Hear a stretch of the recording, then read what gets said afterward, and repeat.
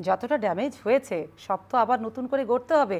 সেই গড়াটা কি ৩ মাস ৬ মাসের মধ্যে সম্ভব কিনা? আর যদি এটুকু সময়ের মধ্যে আপনারা চান যে ভোট ৬ মাসের মধ্যে, তাহলে তো তাকে সবাইকে, সব রাজনৈতিক দলগুলোকে, ডক্টর ইউনূসকে সহযোগিতা করতে হবে। সেই সহযোগিতা করবেন কিনা? আপনারাই বলছিলেন এখানে, এই আশরাফ ভাইরাই বলছিল 7, 8, 9, 10 এর বাচ্চারা যদি ট্রাফিকিং করতে পারে, রাস্তাঘাটে রিক্সা গাড়ি যদি সিস্টেমেটিক ওয়েতে চালাতে পারে, তাহলে কেন বাংলাদেশে যেমন খারাপ লোক আছে ঠিক তেমন ভালো মানুষ আছে, হয়তো সংখ্যায় কম, নাই এটা বলবো না।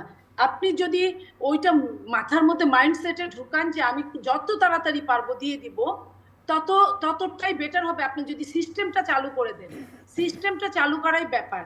আর আপনি যদি মনে করেন না আমি সত্যিকার অর্থেই কাজ করব, কাজের আপা কোনো শেষ নাই, এটা 5 বছর 10 বছর 20 বছর দিলেও শেষ হবে না। আপনার মনে পড়ে শেখ হাসিনা কত ভাবে বলছে আমি আরো আরো আরো ডেভেলপমেন্ট করার জন্য আমি স্মার্ট বাংলাদেশ বানাবো, আমি ডিজিটাল থেকে স্মার্ট হব। এই যে স্মার্ট বাংলাদেশ বানাতে গিয়ে 8 দিন 10 দিন মানুষের নেট থেকে দূরে রাখলো, সারা বিশ্বের দেওয়া জিনিস। এটা শেখ হাসিনার আবিষ্কার না, আওয়ামী লীগের আবিষ্কার না, এটা বিশ্বের একটা ঢল থাকে। মোবাইল বলেন না যে তোমাদের মোবাইল কে দিয়েছে, এই মোবাইলটা কিন্তু একটা ঢলে আসছে, যে আবিষ্কার করেছে তার উপর যেতে পারে, ওইটার ঢলে সারা বিশ্বে এমনিই চলে আসে। সেইখানে বলেছে সেই 15 বছরে তার কিন্তু কোনো কাজ করা হয় না, কাজের মধ্যে কাজ যেটা টাকা পাচার করা কাজ। উনি শেষ পর্যন্ত বলে যেতে পারছেন অহমিকার সুরে যে আমার পিয়নেরই 400 কোটি টাকার মালিক আমার পিয়ন। তো এইটুকু উনি করতে পেরেছেন। তো সেই জায়গায় আমি মনে করি যদি কাজ করার থাকে সিস্টেম অনুযায়ী, ডক্টর ইউনূস সাহেব উনি 10-20 জন ভালো মানুষকে নিয়ে কাজ করুক, কাজের সিস্টেম বের করতে, সিস্টেম লসের বাংলাদেশের সিস্টেম বের করতে বেশি সময় লাগবে না। কারণ আমরা মেন্টালিটিতে কিন্তু ভালো মানুষ, আমরা হয়তো সুযোগ পাই খারাপ হওয়ার, তাই খারাপ হই। আমার হাজবেন্ড মাঝে মাঝে বলে যে বাঙালিরা তো সুযোগের অভাবে সৎ। তো এই সুযোগের অভাবে সৎ আমরা অনেক মানুষকে দেখেছি যারা যারা চুরি করেছে। এই বেনজিরটা কি ঢাকা বিশ্ববিদ্যালয়ের খুব নামকরা স্টুডেন্ট ছিল না? আপনার এই যে এই যে কি সেনা প্রধান, উনি কি একসময় নামকরা স্টুডেন্ট ছিল না? ওনারা নামকরা স্টুডেন্ট না থাকলে তো আর্মির ওই লং কোর্সে শর্ট কোর্সে ভর্তি হতে পারতো না। তো তাদের মেন্টালিটির উপর ডিপেন্ড করবে।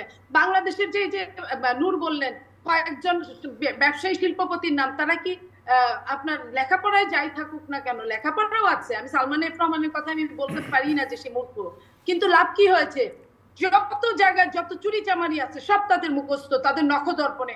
কিভাবে শেয়ার বাজারের পতন করতে পারে, এক রাতে কিভাবে একটা সেরা জুতা পরা লোকরে 1000 কোটি টাকার মালিক বানায় দিতে পারে, ঠিক 1000 কোটি টাকার মালিকরে যেমন পথে বসায় দিতে পারে, এইসবের কোনো শেষ নাই। অতএব আপনারা ওনারা যদি প্রথমে এরকম ব্যবসায়ীদের ধরে এনে যদি বলে তোমরাই হিসাব করে দাও কত টাকা চুরি করেছো, কোন খাত থেকে কত, এই টাকা দিয়ে বাংলাদেশের কিন্তু এই যে বিলিয়ন বিলিয়ন ডলারের প্রবলেম, আমাদের এই প্রবলেমগুলো কিন্তু আমাদের সলভ হতে পারে। আমরা সিঙ্গাপুরের প্রথম ধনী হতে চাই না, আমরা বাংলাদেশে প্রথম ধনী হতে চাই, বাংলাদেশকে বিশ্বের বুকে তুলে ধরতে চাই। সেটা বাংলাদেশের টাকা দিয়ে সিঙ্গাপুর, বাংলাদেশের টাকা দিয়ে আপনার ওই কি বলে যে নিউ ইয়র্ক বা আপনার ওয়াশিংটনকে আমরা মোটা তাজা করতে চাই না। আমরা বাংলাদেশে না খাওয়া মানুষদের পাশে থাকতে চাই।